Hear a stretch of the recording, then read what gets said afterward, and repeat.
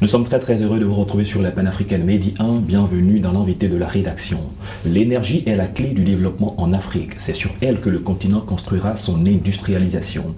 Selon des rapports, sans transformation mondiale du secteur énergétique, il est vain d'espérer atteindre l'objectif des 1,5 degrés fixé par l'accord de Paris. Dans cette émission, nous parlerons de transition énergétique et nous recevons sur notre plateau Diaby Bassaran. Bienvenue sur notre plateau. Bonjour Monsieur Oumar, merci beaucoup pour l'invitation. Vous êtes la présidente de l'APERSI, qui est l'association des professionnels des énergies renouvelables de Côte d'Ivoire, c'est bien cela? Tout à fait. Un consortium d'entreprises réunies au sein de cette association.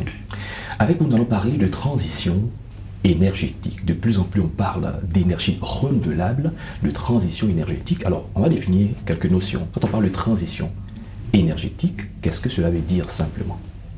Merci pour la question. La transition énergétique, c'est tout simplement le passage d'une forme d'énergie à une autre.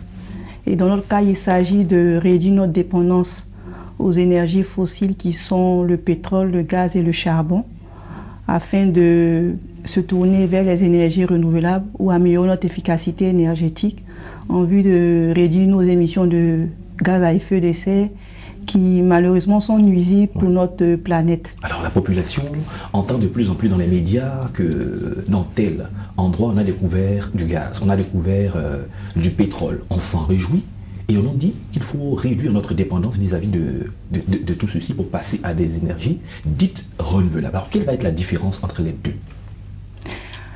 Tout à fait. Je pense que c'est une préoccupation majeure pour le monde puisque on fait tous face aux effets du réchauffement climatique et plus en Afrique. Donc je pense que c'est une des priorités mondiales de se tourner vers ces nouvelles sources d'énergie en vue de garantir notre souveraineté énergétique et aussi réduire les effets de ce réchauffement climatique sur notre continent. Parlant de la souveraineté justement énergétique, beaucoup de personnes estiment que les pays occidentaux ont profité du gaz, ont profité du pétrole, de ce qu'on appelle l'énergie fossile, polluante, etc., et se sont industrialisés. Maintenant que l'Afrique est en train de découvrir des gisements par-ci, etc., et on parle de transition, est-ce que c'est l'Afrique qui porte ce projet de transition et qui mesure l'ampleur, ou est-ce que c'est des sons de cloche entendus un peu partout qui nous impulsent et qui nous boostent à aller vers la transformation? Je pense que la question de la transition énergétique, c'est pour ça qu'on parle de transition énergétique juste, doit tenir compte des réalités de tous les continents. Pour le cas particulier de l'Afrique, on a certains pays comme le Nigeria et l'Angola qui ont leur économie qui est basée sur l'exploitation du gaz et du pétrole. Donc cette transition-là devrait se faire de façon progressive afin de ne pas affecter l'économie de ces pays.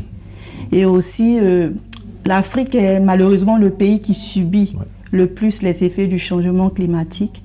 Et donc, nous devons nous mobiliser tous en Afrique en vue de recueillir le maximum d'investissements, parce que ces investissements sont plus orientés vers les pays européens, alors que le grand défi en Afrique aujourd'hui, c'est de déjà combler ce déficit énergétique-là, puisqu'il y a 600 millions d'habitants qui n'ont pas encore accès à l'électricité. Donc, il va falloir accélérer cette transition énergétique pour permettre à ces populations d'avoir accès à l'électricité pour pouvoir contribuer au développement de l'Afrique. Et de plus en plus aussi, la demande en électricité va augmenter en Afrique du fait que l'Afrique est en train de se développer. Donc, la transition énergétique pourra permettre à l'Afrique aussi un avenir un peu plus durable, puisqu'il y va de l'intérêt de tous, que ce soit sur le plan environnemental, que ce soit sur le plan économique. Parlons un peu du cas de la Côte d'Ivoire. Vous exercez en Côte d'Ivoire, vous connaissez un peu la réalité du pays. On parle de plus en plus de mix énergétique. Alors, quelle est l'expérience de la Côte d'Ivoire dans ce domaine-là? Déjà, la Côte d'Ivoire, on a investi très tôt dans les énergies renouvelables avec les différents barrages hydroélectriques. On a un mix énergétique qui est majoritairement fossile, mais on a une part de 25% d'énergie renouvelable dans ce mix énergétique. Et l'État a pris l'engagement d'ici 2030 de rehausser la part des énergies renouvelables dans ce mix énergétique afin d'atteindre 45% d'ici 2030. Quand on parle même d'énergie renouvelable, est-ce que la production de cette énergie renouvelable ne va pas s'appuyer parfois sur des énergies fossiles, ou est-ce qu'il n'y a pas de risque en termes de conséquences négatives dans la production des énergies renouvelables? Non, il n'y a pas de risque majeur parce que la transition énergétique implique qu'on change nos habitudes de consommation. C'est pour cela de plus en plus on parle de sensibilisation et d'améliorer l'efficacité énergétique de nos bâtiments, d'adopter des gestes plus éco-responsables pour assurer la maîtrise de l'énergie. Voilà. En dernier recours, on a les énergies renouvelables telles que l'énergie solaire, les énergies éoliennes. Donc je pense que la meilleure électricité, c'est celle qui combine toutes ces sources d'énergie, toutes ces solutions énergétiques-là. Donc je pense que l'Afrique dispose d'énormément de potentiel du fait qu'on a assez de cours d'eau, on a assez d'ensoleillement. L'Afrique dispose d'énormément de moyens, de potentiel pour pouvoir développer ces énergies renouvelables-là et pouvoir accélérer sa transition énergétique. On parle à l'échelle du continent. Alors comment est-ce que l'Afrique peut financer cette transition? La Côte d'Ivoire fait des efforts, certains pays, vous l'avez dit, font des efforts, mais il y en a d'autres certainement qui rencontrent d'énormes difficultés pour financer la technologie qui va avec. Alors vous qui êtes professionnel, comment est-ce que l'Afrique pourrait y parvenir? C'est vrai que la question de financement est un défi clé en Afrique, mais depuis quelques années, de nombreuses initiatives ont été mises en place en vue de mobiliser les financements verts, puisque je l'ai dit tout à l'heure, l'Afrique est le continent qui subit le plus les effets du réchauffement climatique. Et au nombre de ces fonds-là, on a le Fonds national de la maîtrise d'énergie qui a été mis en place, qui permet d'accompagner les acteurs privés dans le secteur des énergies renouvelables, de l'efficacité énergétique, en vue d'accélérer la transition énergétique. On a aussi un fonds vert qui a été financé par l'Agence française de développement, qui est appelé le SONREF, qui permettra aussi d'accompagner les acteurs locaux dans la transition énergétique. Donc il y a de nombreuses initiatives qui sont mises en place.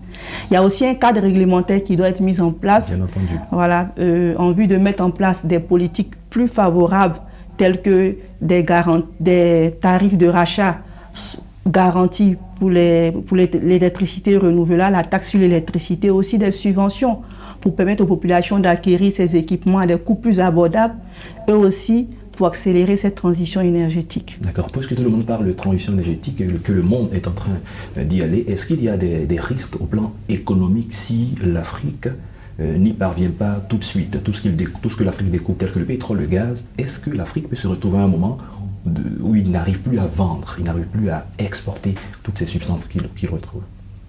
Oui, tout à fait, parce que comme je l'ai dit, il y a de nombreux pays qui dépendent malheureusement, de l'exportation du gaz et du pétrole, tels que le Nigeria. Oui. Donc, ce sont des réserves.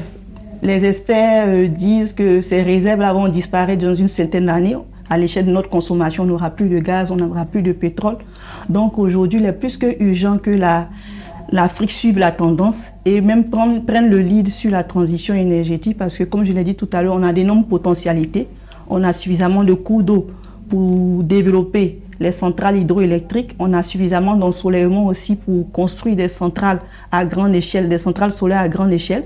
On a suffisamment de vent pour déployer des centrales éoliennes. Donc je pense que l'Afrique est en bonne position pour être un acteur clé dans la transition énergétique. Très bien. La dernière question, sûrement, que pensez-vous de ceux qui estiment que l'Afrique n'a pas encore véritablement profité de toutes ces énergies? L'Afrique pollue à moins de 4%, contribue à moins de 4% au réchauffement climatique. Donc il serait bien que l'Afrique profite d'abord et après on verra. Oui, on peut profiter en même temps, faire en même temps. D'où le mix énergétique. Voilà, d'où le mix énergétique. Je pense qu'il faut qu'on s'y mette pour ne pas prendre du retard sur la transition énergétique. Il faut que l'Afrique même soit leader dans ce domaine. Doit être leader et profiter de l'occasion pour mobiliser le maximum de financement en vue de soutenir cette transition énergétique. Je pense qu'il y va de l'avenir de notre planète. il y va de l'avenir de l'Afrique surtout. Et quand on regarde surtout les potentialités du continent africain, l'éolien, le solaire, l'Afrique peut être leader dans ce domaine. Tout à fait. Merci Diaby Bassaran d'être passé sur notre plateau. On a eu du plaisir à échanger avec vous. Vous êtes la présidente de l'APERSI, l'Association des professionnels des énergies renouvelables de Côte d'Ivoire. Merci. Nous sommes déjà à la fin de cette émission. On a eu du plaisir à vous recevoir. Merci à vous. C'est la fin de cette émission. Merci à tous de l'avoir suivi. Bonne suite de nos programmes sur Medi 1.